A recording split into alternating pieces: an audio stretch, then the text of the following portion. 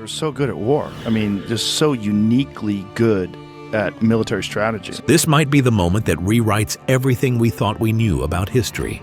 Small hole through the final sealed doorway and peered into the tomb itself. Joe Rogan once joked that if we ever found Alexander the Great's tomb, it would be like unsealing a time capsule left by the gods themselves.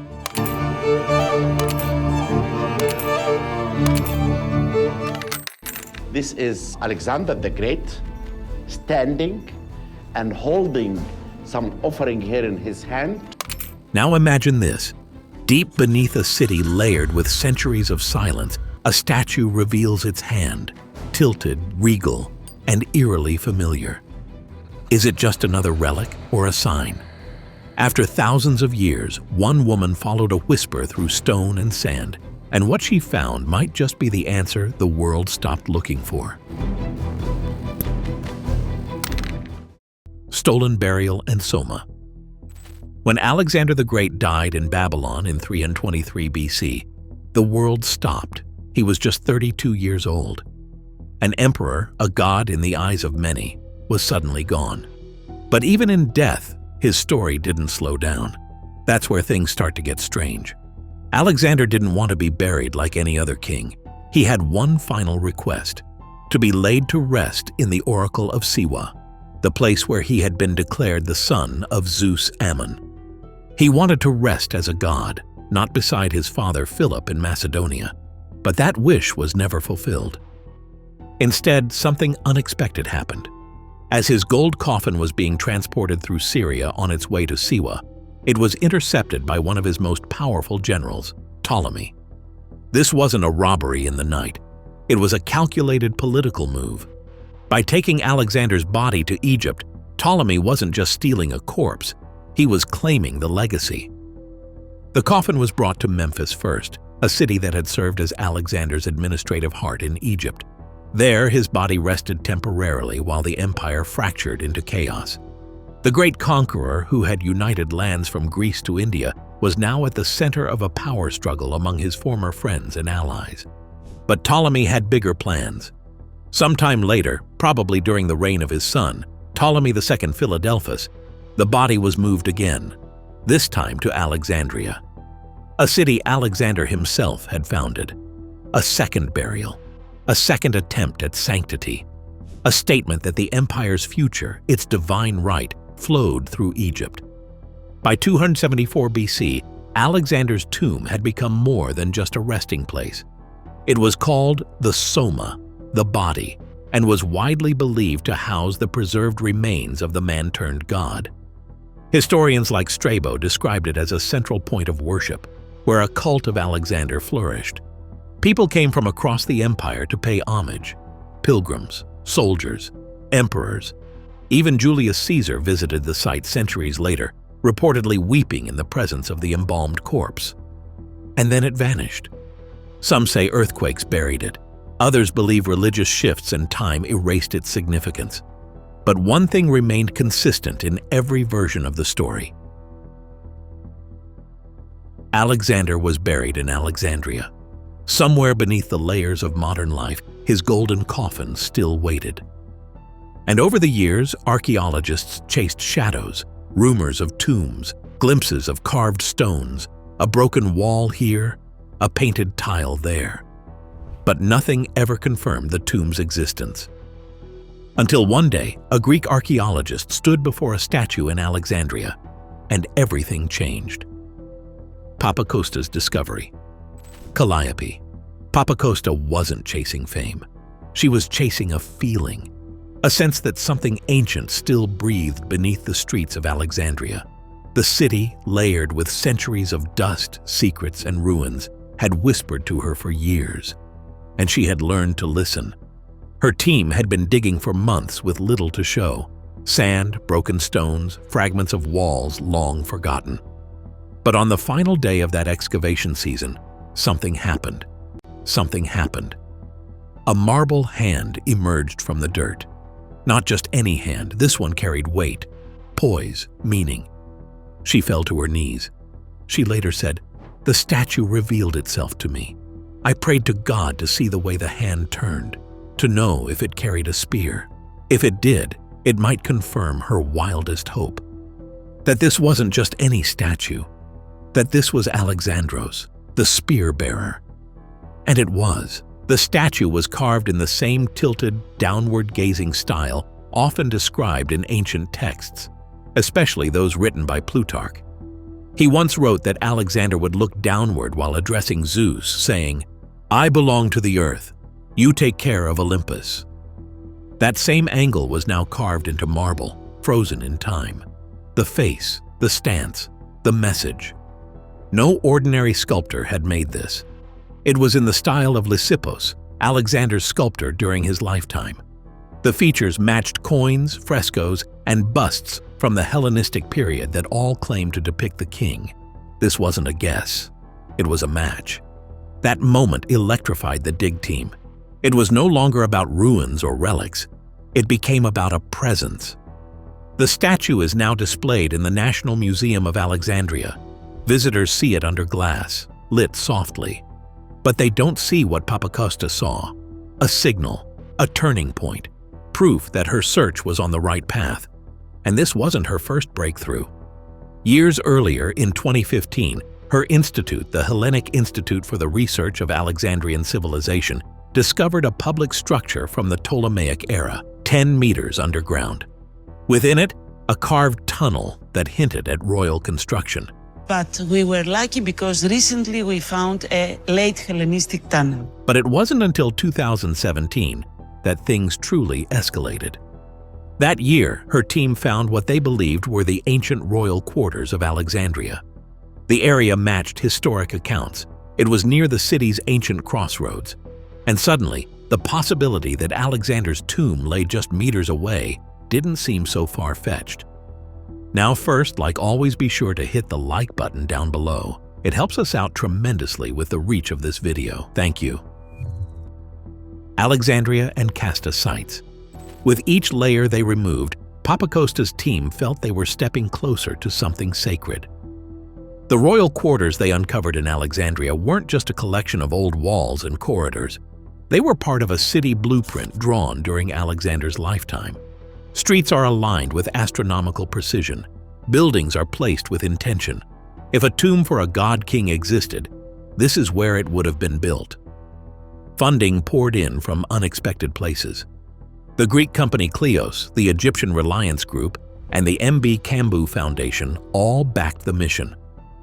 Even the National Geographic Society stepped in, offering support and advanced equipment, including electrical resistivity tomography. That technology allowed researchers to scan underground using electrical pulses. It revealed cavities, voids, and chambers, pathways beneath the surface that the eye couldn't see. And then came the theory, the one that had quietly haunted archaeologists for years. What if the tomb wasn't in Alexandria at all? Hundreds of kilometers to the north, nestled in the ancient city of Amphipolis, Greece, was a site known as the Casta tomb. It had been excavated in 2012, led by the Greek archaeologist Katerina Peristeri. What they found there wasn't just impressive, it was baffling. A massive circular wall surrounded the tomb, measuring over 500 meters in circumference. That's nearly the length of 5 football fields. Guarding the entrance were 2 majestic sphinxes, symbols of power and protection. Inside, the tomb opened into a sequence of 4 chambers, each more elaborate than the last. 2 female statues, caryatids, stood in a gesture, one arm outstretched to block the path. A mosaic floor depicted the abduction of Persephone by Hades, a reference to the underworld. Further in, a marble door led to the innermost room, and in that room, human remains. 5 individuals, to be exact. A woman over 60, 2 men in their 30s or 40s, an infant, and a cremated person whose identity is still debated. Scattered among them were gold ornaments, coins, pieces of armor, and even fragments of a wooden coffin. But what truly stood out were the symbols etched into the tomb: Macedonian stars, shields, sunbursts, and crests. Decorations that belonged to Alexander's lineage. Was this a royal family tomb? A cenotaph? Or something more? Some believed the woman was Olympias, Alexander's mother. Others suggested Roxana, his wife. A few dared to whisper that Alexander himself might be among them, buried secretly to protect his legacy from political enemies. But there was one major issue. The tomb wasn't in Egypt. And every ancient account, from Ptolemaic records to Roman travelers, pointed to Alexandria as Alexander's final resting place. Still, the similarities between the Casta tomb and the tales of Alexander's burial are hard to ignore. The grandeur, the symbolism, the mystery, 2 cities, 2 possible tombs, and one name echoing through both, Alexander. The hunt wasn't over. If anything, it was just beginning. Section 5. Macedonian Tomb Theories. While Alexandria and Amphipolis dominate the headlines, there's another theory, older, quieter, but just as persistent. It centers around Vergina, a small town in northern Greece once known as Aigai, the ancient capital of Macedonia. Here, in the late 1970s, archaeologist Manolis Andronikos made a discovery that stunned the world: the royal tombs of the Macedonian dynasty. Among them was Tomb 2, an underground chamber sealed for over 2,000 years. When opened, it revealed incredible riches. Inside were 2 gold urns, ceremonial chests, each containing cremated remains. One belonged to a man, the other to a woman. The man's bones were found in a stone sarcophagus alongside a golden wreath shaped like oak leaves, a symbol of Zeus. The armor, weapons, and lavish offerings pointed to someone of immense power. Many scholars identified him as Philip II, Alexander's father.